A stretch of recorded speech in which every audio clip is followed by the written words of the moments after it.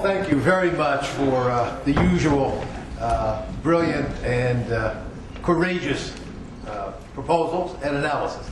The floor is open for questions, comments, alternative views, and challenges to Dr. Volcker.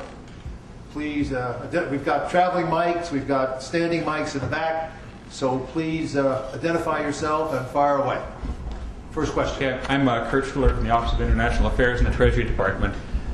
Do you see any value in limiting the size of financial institutions, either in the United States or in other countries, as some analysts have proposed? You know,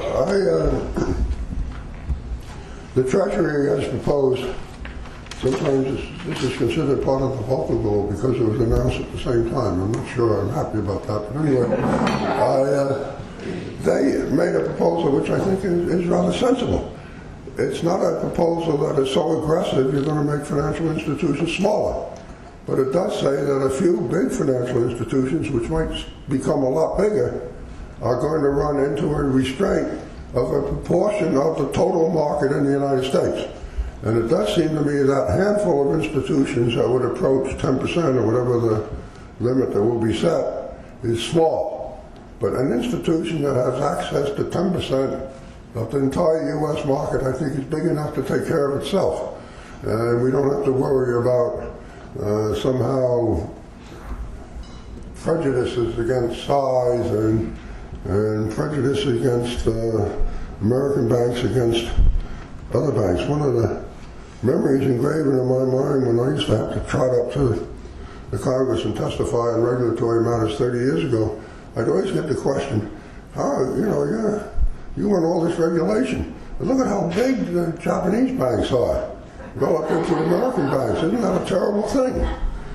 And I didn't know how to answer that question, but I said I'd rather be good than big. But in fact, this is quite a change when you consider what Japan did with their enormous size of banks, which has gotten even bigger. I don't think it's implicit that we can get a solution by saying we're going to break up the big ones and make them so small they're not systemically important. That seems to be unrealistic. Yeah, question here.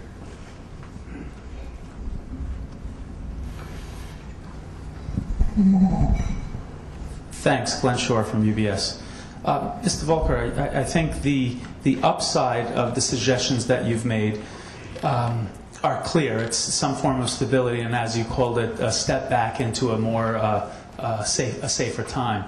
I'm curious on how you think about what could be the potential offsets or the downside in terms of whether it be something related to liquidity or credit availability, and how you reconcile your thoughts with the bottom line of there were lots of financial institutions not involved in each one of those, whether it be prop trading, hedge funds, private equity, that failed miserably on more of poor underwriting and excessive leverage. So how you balance that with the upside of your rules? Well, on the first point, restate it again. I'm getting to be old. Downside. Oh, yeah, downside of limiting some of these activities. I frankly don't think there is a downside in terms of limiting activities by commercial banks. And I would then refer you actually to Dale Turner's analysis. Liquidity is one thing that he looks at very carefully, and he arrives at the conclusion this argument for more and more liquidity is not valid. That some liquidity is necessary for well-functioning markets. But there reaches a point where it really doesn't make any difference whether you're making that stock trade in 9 nanoseconds or 10 nanoseconds, or in the over-the-counter market. There can be such a thing as too much liquidity because it encourages risk-taking in the idea you can always get out tomorrow or an hour from now or 2 days from now, and maybe we've encouraged too much confidence in the always strong liquidity of the market and increasing liquidity. So all I know is, I obviously have some sympathy for what he says. He says, yeah, some liquidity is good, but at some point, let's stop it. Or let's stop growth. And there are thousands of institutions that are ready to do trading and hedge funds and private equity, there isn't any shortage of people wanting to do that stuff. The other part of your question now is, How do we reconcile those conservative rules with the fact that there were lots of large financial institutions that failed and needed support that didn't do, yes. There's no question that proprietary trading, while it was a contributor to the crisis in commercial banks, but particularly outside of commercial banks, did contribute, but a lot of other things contributed. And proprietary trading was not, particularly proprietary trading in commercial banks, was there but not central. But do not forget that a few years ago, one rogue trader in Barings knocked down the whole institution. At the beginning of this crisis, one rogue, it wasn't even part of the trading operation, one rogue trader cost Societe Generale $6 billion. I mean, it's kind of a suggestion of the risks that are involved in this business. But what I'm doing is looking ahead. I want to make a distinction between what banks can do and what others can do. And I assure you, if all those other institutions can get banking licenses, it will be fair game for commercial banks to do all this stuff in much greater volume and at greater risk. That's what I want to avoid. Yeah, Clayton. Paul, question on derivatives. As you know, I used to head the Chicago Mercantile Exchange, so I may be showing my biases here. But derivatives traded on the exchanges as either futures contracts or options contracts obviously have some protection because they're cleared every 24 hours and basically mark to market. But now you've got a lot of people in this legislation who would like to have exceptions from that so that they can do a lot of customized products that will not be cleared anywhere, presumably. And a lot of them, the preference is that they not be very transparent at all, which is another danger. It seems to me we got to be very, very careful in the handling of that particular issue. Would you like to comment on that? I agree with you. I put in a sentence or two in my remarks to that point, and I entirely agree with you. That's where the pressure comes from. Some of that stuff can be very highly profitable. So there is a strong interest in keeping as much out of the trading operations, as much out of the clearinghouse as possible, and I think we have to fight against that. Let me also say that as we push more of these into a market and into a clearinghouse, I think we do need to review the strength of the clearinghouses and the strength of the market to make sure at the next crisis the market doesn't break down and the clearinghouses don't break down. But that's, I think, part of the needed reform, right? Question over here. Yeah, right, the second row and then Randy.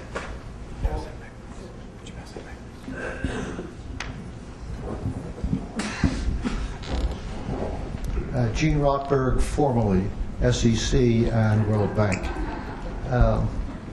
Paul, assuming for a moment that proprietary trading is severely limited, if not excluded, from commercial banks, as well as proprietary derivative trading, and that it is confined to non-banks, since virtually all proprietary trading and certainly all derivatives are highly leveraged, what's to prevent that non-bank, as it must, from borrowing and leveraging and therefore putting the risk right back to the commercial banks, who will be at risk on the lending rather than the proprietary trading? Right.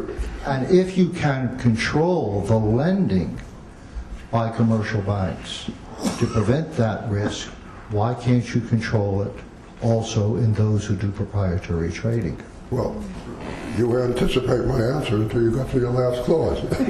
I would expect that through normal supervisory and regulatory approaches, they would be alert to the fact that the banks do lend to these other institutions, must lend to these other institutions. The big ones have special programs of so-called prime brokerage, and that through the prime brokerage in particular, a supervisor can review the practices of the prime broker and make sure you are not impairing the stability of the banks by being over-liberal in the kind of lending facilities you're making for those big traders outside. If the traders are big enough, there is an assumption, and this is, I guess, in both bills, that there would be regulatory authorities more directly leverage controls over at least a handful of the really big ones. Now that's harder to do if you're in the same organization. There are many ways of getting around it. And there's incentives to play games. And I just want to, I'm not going to cure every evil in the world, but I don't see any point in inviting the conflicts of interest and the risks that are involved. And understand, when we talk about this, and you look at particularly American banks, the universe you're talking about today is tiny. They're big institutions, but the number of institutions are less than the fingers on my hand, so far as I know. And there may be only 2 or 3 that do this in any substantial volume today. So you're not talking about a sweeping change in the existing situation. What I want to avoid is 10 years from now, we're not sitting here with every big trading operation with a commercial banking license, and all the commercial banks doing the big volumes of proprietary trading. Why not? If there's no limit on it, because the temptation is so great, because the rewards seem so great. Well, the rewards may not be so great if you take account of the occasional crisis, but they certainly are tempting. Randy. I'm Randy Henning here at the Peterson Institute and American University. I'm very sympathetic to your Volcker rule, but I wanted to ask you about the international dimension. In order for the Volcker rule to be effective, in light of the fact that so many of these institutions are global financial institutions, whether you need other countries to adopt the rule in order for it to bite, and if so, what is the prospect that you see for Europe and other jurisdictions to adopt it? Well, you are certainly true that the effectiveness and sustainability of this approach would be greatly enhanced by some coordination with other regulatory authorities. And the critical one there, of course, is the British. You got the 2 biggest financial markets in concert on this issue. You got a big head start. I don't think all these institutions are going to run down to the Cayman Islands to do this kind of business, and we'll stop it if they do. But if we can get the British, you're a long ways ahead. If you can get Europe, the rest of Europe, I should say, you get the European Union to do something very similar, then we're practically home. At least at this point, so far as I know, Japanese banks aren't doing this. The Chinese banks aren't doing it. I don't think, whatever you want, Korean banks, Thai banks. I think if we don't do anything, they will eventually do it. Right now, they're no big threat. So the effort has to be to get UK and Europe, and I hope the president will set out in his contribution to getting international consistency, not just in this area but others. And you got a G20 meeting coming up in early June, that there'll be some commonality and approach agreed to, and I don't think that's hopeless by any means. We have the governor of the Bank of England supporting it. We have a number of politicians in the UK supporting it, so we'll see. Question in the 3rd row here, and then Morris.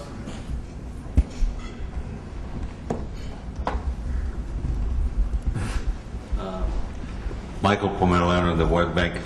It's something you haven't addressed in the Volcker proposal, but I wanted to raise an issue. The entire system is designed to be built on transparency. In other words, accountants, lawyers, credit rating agencies. But the recent Lehman Examiner report basically tells us, well, we are down to 2.5 credit rating agencies, 4 firms, 4 from the big 8. In other words, the guardians, the gatekeepers, are now so few and shrinking every day that they basically are in a prisoner dilemma with transparency, because the regulators cannot afford any longer to penalize them.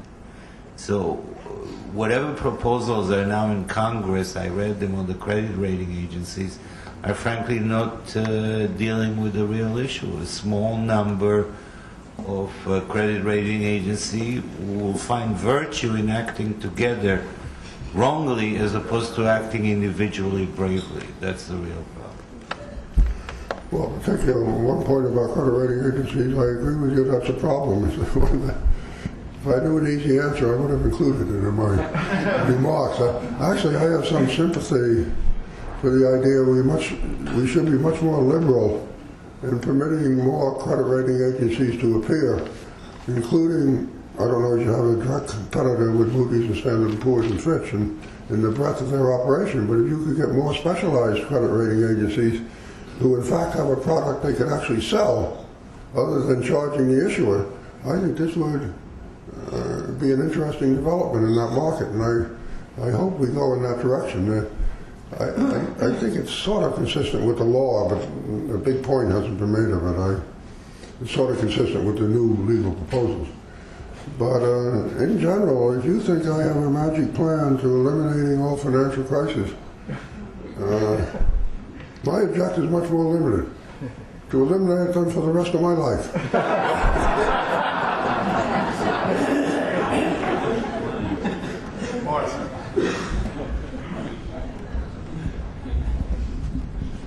Morris Goldstein, Peterson. Paul, when I see the Volcker rule described in the newspapers, indeed has the two elements that you described, the ban on proprietary trading for commercial banks and the size limit vis-a-vis the U.S. market. You sort of indicated, well, you're enthusiastic about the first part. The second part you think is reasonable, but you're not quite enthusiastic. I would submit you got the priority wrong. I think the size part is much more important. I'm in favor of the first part as well, but I think the size part is what's really crucial. You can imagine non-bank financial institutions that don't do proprietary trading and get in trouble, and if they're very large and interconnected, I would submit there will be a lot of pressure for the government to step in and save them. And we don't have any evidence that economies of scale in these institutions exist beyond, let's say, $100 billion in assets. Why don't we, now that we have the crisis, if this is the opportunity, why don't we envisage reducing them to something I would say better than the size of the market is GDP, which has, some indication of our ability to pay for these things, and give them 10 years to come down. But, why do we need financial institutions that have $1 and $2 trillion balance sheets? I just don't see it, and I'm a little disappointed to hear you say you think that's unrealistic. I'd like to think it is realistic, and I think that really is the key to doing something on too big to fail. Resolution counts, higher capital and liquidity requirements count, wind down authority counts, but the one that would really deliver, if we could get agreement on it, is some kind of size limits. Well, let me say I may be disappointed in myself in not supporting, a much more drastic breakup.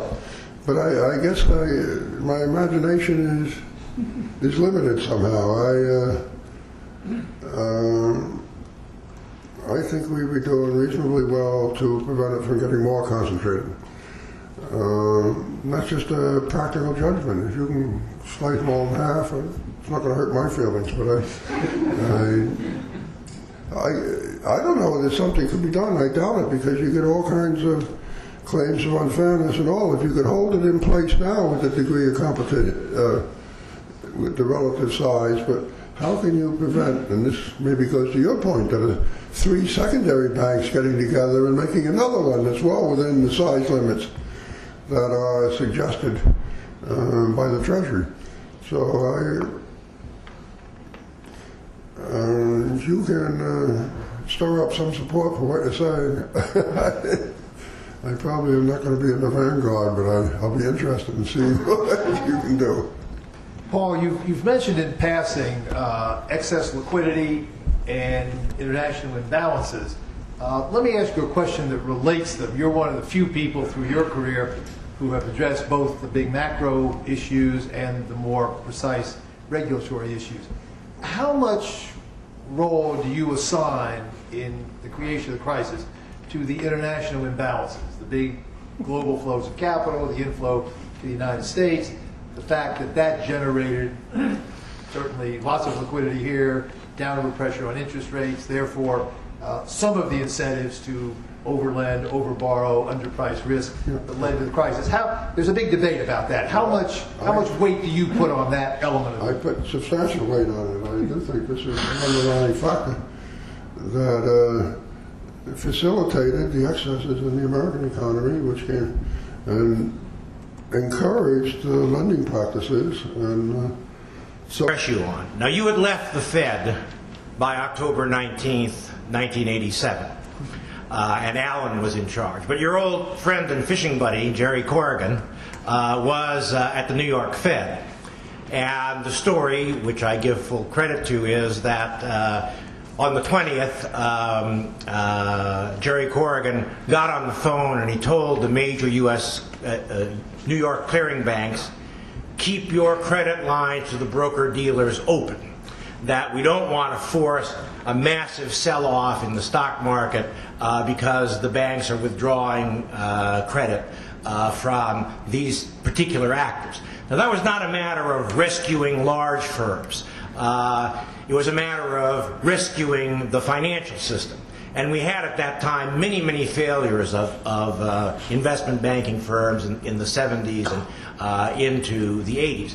But there are sometimes systemic crises where it is the task of the authorities to step in with public money and public commitment to stop the crisis before it spins completely out of control. And it seems to me that on the discussion of too big to fail, there has been kind of a loss of this notion that when the crisis becomes systemic, that's when we need to have public money potentially at risk, and we shouldn't lose sight of that. Second point, and then I'll shut up. This time, big institutions were involved intimately in the development of the crisis. But that's not always been the case. In the savings and loan debacle, we had hundreds of institutions that were doing odd things that got us into difficulty. And in this instance, we had IndyMac. Now, IndyMac was not too big to fail, but it was big enough to cost the FDIC $8 billion of public money. So at least my impression is that the so-called notion of prompt corrective action and all the rest of it that we've been sold as we've solved the problem for smaller banks and financial institutions, that is not entirely credible at this stage, and we need to maintain the focus that the next crisis may not look exactly like the last one, and it's not only big institutions that can get us in difficulty. Well, I basically agree with what you're saying. So long as you continue to agree with me, I'll agree with you. No, I think there are two responses I would give. There's not enough attention given to it.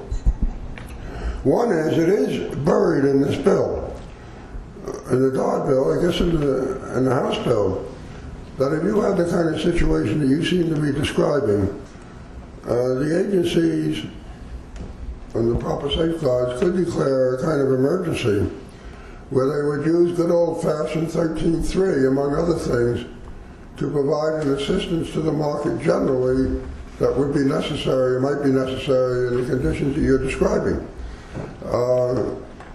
I think that is an important element. The FDIC did, as you recall during the crisis, extended guarantees to virtually all bank borrowing of less than 5 years maturity, if I remember right. It was a very sweeping measure. And I suppose it's not inconceivable that something like that would be necessary again, which is not focused on bailing out a particular large institution, although they benefited as well. I might say the investment banks benefited as well, which is not something I particularly want to encourage. I do think that the resolution authority has to, it's really meant for the big institutions, I don't think there's any doubt about that, but it should act in a way that reduces the chance of kind of spreading panic through the markets so that the smaller institutions be affected. But there's no fail-safe method for all this stuff, and I do think in the back of your mind or the back of the legislation someplace is something like 13.3 broadly defined unhappy as that may be, it's still necessary. Okay, Antoine, and then right here for the next question. Antoine van Akmal, Emerging Markets Management. You earlier passed by rather quickly in your answer on international coordination on the issue of taking that beyond Europe, and particularly didn't say very much about China. At the same time, you mentioned earlier that 30 years ago, the Japanese banks were big and held up as a paradigm of virtue, and that didn't turn out to be quite right. And you also said that the Volcker rule is looking forward rather than backward. My question is, even though Chinese banks right now haven't really gone into some of the practices that got us into trouble, if you look forward and you look at the enormous increase in size in Chinese banks, isn't this actually an area that should get a lot of focus? And how, in your view, do the Chinese regulators look at the Volcker rule? Well, I think the Chinese banks may well be on the way to getting in a lot of trouble, but I don't think it's because of proprietary trading. They're expanding their lending book very rapidly, and of course the economy is expanding very rapidly. I guess what I think, if you got the United States and you got the UK, and happily if you get Europe, it becomes, I hope we're not so weak, although relatively we're getting weaker, that we cannot declare that this is the international norm. And if the Chinese banks didn't cooperate and they did proprietary trading in a big way, we could say, I'm sorry, but you can't operate in our markets. And they're not going to get by with that very easily. The same thing for the Japanese banks. But that would take getting the cooperation of Europe, the UK, and the United States at the very least. Without that, you got a real problem, right? Okay, right here. Hung Tran from the IIF. Mr. Volcker, my question is about the downside risk that was asked earlier, but it is different and a bit broader. So I would like to ask it now at the end of your excellent presentation. Assuming that the proposal that you explained in your remarks are implemented, and the proposal that you alluded to but not explained in your remarks, including from the Basel Committee, including capital requirement, liquidity requirement, capital buffers, anti-cyclical requirement, and so on, are all implemented. What do you think the net cumulative impact of those on the economy? What do I think about? The net cumulative impact of those changes on the economy. Of all the stuff going on in Basel. And your proposal as well. All of the proposals are implemented. What will be the net impact of that on economic growth and so on? Well, my proposal, I think, will have no adverse impact on economic growth.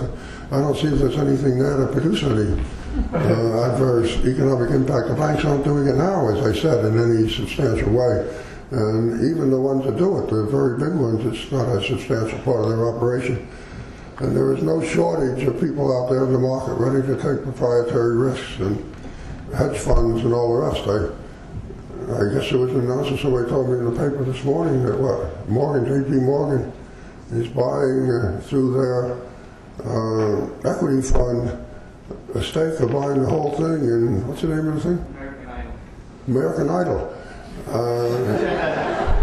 I don't think the growth of the United States is going to suffer more than guaranteed here by American Idol, quite frankly. And it's that kind of thing that, is apart from their ordinary business that bothers me. I do think you could, the kind of thing they're discussing at Basel, you could have capital requirements so high and liquidity requirements so tough and leverage restrictions so great, you would affect growth. There's no question, because you're talking about the whole banking system. And you could tie them up with so many regulations and so forth, you would affect growth. But I didn't discuss it, but I assume that in Basel they try to avoid that. And it's a difficult thing. Everybody says higher capital requirements. Well, how high can you make them and still have a viable commercial banking system? And if you make them too high, they may do more foolish speculative things to try to recover the losses from the higher capital requirements. So I think they're playing in a very delicate area, but they're very sophisticated, and I wish them well. And I think it's going to take some time to get a consensus. The history, just going back, when we first made those up, when I was around, that all crude Basel I, the political pressure was to go very easy on mortgages. Everybody wanted to go easy on mortgages, even the Germans. I guess the Germans led the parade to have a very casual capital requirement against mortgages. And you see the result of that kind of political pressure in terms of getting really effective capital requirements. Paul, you hadn't showed your age until you trashed the social value of American Idol. Now I'm afraid you have. Jessica, and then Rob, and then there's one up here. Hi, Jessica Einhorn Sykes. I wanted to take us back to inflation and ask you a question about moderate inflation, which has picked up a little talk in the last few months. And I don't want at all to caricature, Olivier Blanchard's careful theoretical paper. But it does seem to me, and I want to ask you about it, that the one institution, so many institutions have lost credibility and of government around the world. And the one success that we've had in those last 25 years is in getting a handle on controlling inflation. And as you point out, people really don't remember things that happened before they were born. They can conflate thousands of years of history. So it seems to me there's a certain abandon now about being able to talk about moderate inflation as a response to problems. And of course, even if the most careful economist does it, it's music to the ears of some politicians who don't want to face fiscal crisis. So I would like to ask you to speak to this notion of moderate inflation and maybe... You know the answer to that question, You know the answer to the question. Well, but I'd like you to speak on the record to the history of moderate inflation, and also maybe embroider your remarks with some of the things that Henry Wallach used to talk to us about so meaningfully. In terms of inflation, is not just a monetary concept that goes from 2 to 4%, but how corrosive it is in terms of what happens to people's expectations and whom it rewards. I'm old enough to ask. Yeah, somebody, I can't remember, well, I know it is, the director of research in the IMF apparently issued a paper a few weeks ago saying the way out of all this crisis is to have 4% inflation, which rather startled me. And I was in Europe a week or so after that happened, and I had a short interview, unlike this one. They said, what do you think of that proposal? And the only word I could think of was, it's nonsense. End of press conference. And I got a nice big headline in some German paper saying, Volcker says it's nonsense. And I do think it's nonsense. I mean, being a little more relaxed, isn't it? Being a little more relaxed, 4% is quite something. And I don't know what I can say other than the whole... once we lose sight of the ultimate desirability, capacity to maintain something like price stability, I think we've lost a lot, and we'll never sort our way through these crises. I am so unreconstructed that it doesn't make me at all nervous that we have zero price inflation at the moment. I want to applaud that. And it happens in the middle of a big recession, having zero price inflation or some minus. We used to have that all the time. And if it comes out close to zero all the time, that is okay with me. Because I think that is what should be in people's minds, and it's more than a monetary phenomenon. Now, of course, if we were in Athens now, how you deal with that situation as a practical matter in the context of the euro is a very tough question. I will remind Mr. Volcker that the administration he served in 1971 applied wage and price controls when inflation hit a roaring 3.4%. I thought it was 4%. Only 3.4. Okay, Rob. Thank you. I'm Rob Scott from the Economic Policy Institute. Mr. Volcker, you began with a series of provocative remarks about the tremendous growth of the financial sector, to the point that it's now, in some measures become larger than manufacturing. And I think it's tied to the growth of compensation. That's pretty widely known. And we've seen that compensations come back very strongly. Do you have any proposals that you think would address this to get in some way to get the scale of the financial sector back in a better proportion with respect to the economy, to get us on a more sustainable path? I mean, the answer is no. I don't have any recommendations for kind of strict laws saying you can't make that much money or you can't have that big a bonus or whatever. Somehow it is a pretty deep-seated cultural thing. And, this kind of behavior when I was a younger man, like really a young man, would just be unbelievable. That people think they're entitled to, 10 million a year, 20 million a year, but they do. And, it's graven in their mind, if I made 20 million last year, it must be worth it, because somebody was willing to pay me. And I don't know whether it is or not worth it in some very narrow sense, but I think it does lose perspective in terms of the kind of functions that are useful for economic growth and stability. It makes it all kind of a crapshoot. But if I have an easy answer, I don't.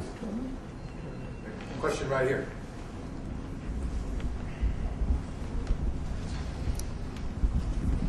David Dixon, Washington Times.